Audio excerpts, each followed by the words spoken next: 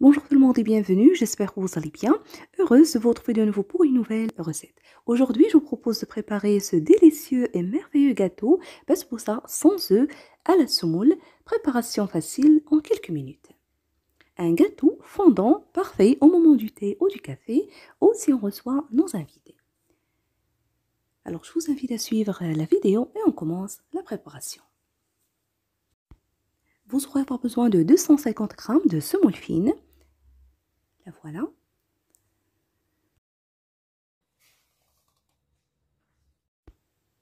60 g de sucre et 80 ml d'huile végétale.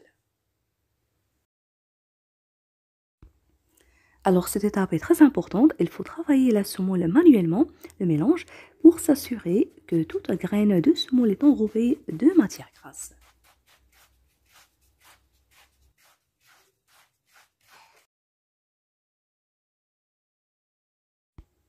Voilà, je laisse le mélange de côté, je vais préparer le sirop pour arroser le gâteau après cuisson. Alors dans cette casserole, je vais mettre à mesure 150 g de sucre et d'eau, 300 à 350 ml, avec le jus de demi-citron ou les tranches.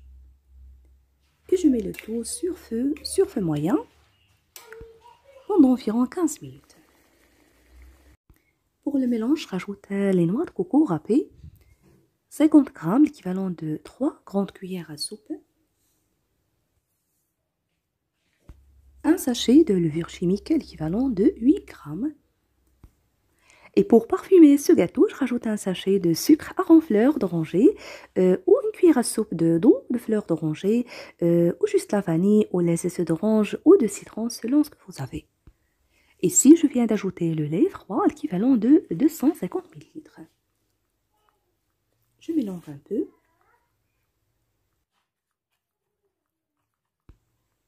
Alors, le mélange doit être comme ceci, pas assez lourd, comme vous allez voir, puisque la semoule absorbe les liquides. Je laisse de côté. J'ai pris un moule. Bien sûr, ça dépend de votre choix. Je l'avais badigeonné avec un peu d'huile et saupoudré de semoule. Voilà, même pas 2 minutes, la semoule a absorbé les liquides. Comme vous voyez, je verse le mélange. Pendant ce temps, j'ai mis mon four à chauffer à 180 degrés. Ici, la cuisson se fait au four, mais si vous voulez la faire cuire à la poêle, vous trouverez la recette et d'autres sur ma chaîne.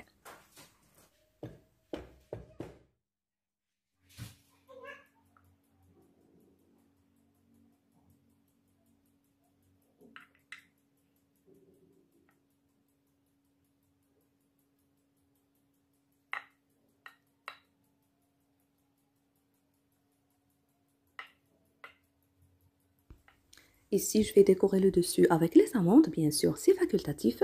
Vous pouvez la faire cuire telle qu'elle. Et après cuisson, badigeonnez le dessus avec la confiture, du miel ou juste l'arroser avec du sirop et saupoudrez-la de noix de coco râpée. Donc, ça dépend de votre choix.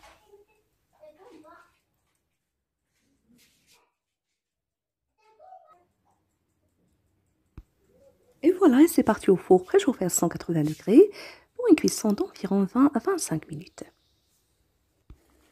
Pour le sirop, à la fin de cuisson, j'ai ajouté un morceau de beurre pour la brillance. Et ça donne aussi un très bon goût.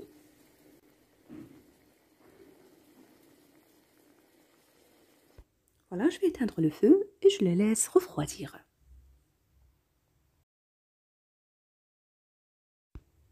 Et voilà le gâteau après cuisson, ça sent vraiment bon.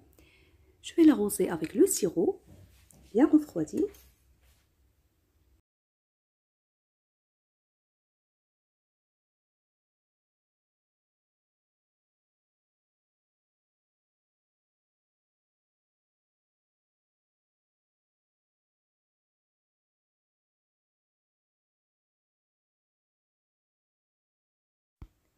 Ici, pour ne pas oublier, pour le sirop, j'ai doublé la quantité puisqu'il a bien absorbé. Et voilà, je les laisse refroidir avant de les découper.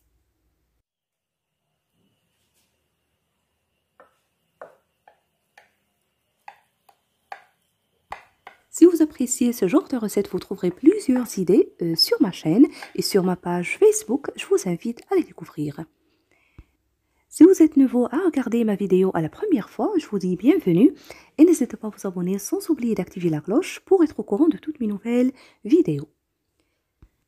Un gâteau très bon à déguster, fondant en bouche. Je vous invite vraiment à le tester. Si vous appréciez la recette, n'oubliez pas le pouce bleu, le partage et de me laisser vos commentaires. Je vous remercie de suivre la vidéo et à la prochaine.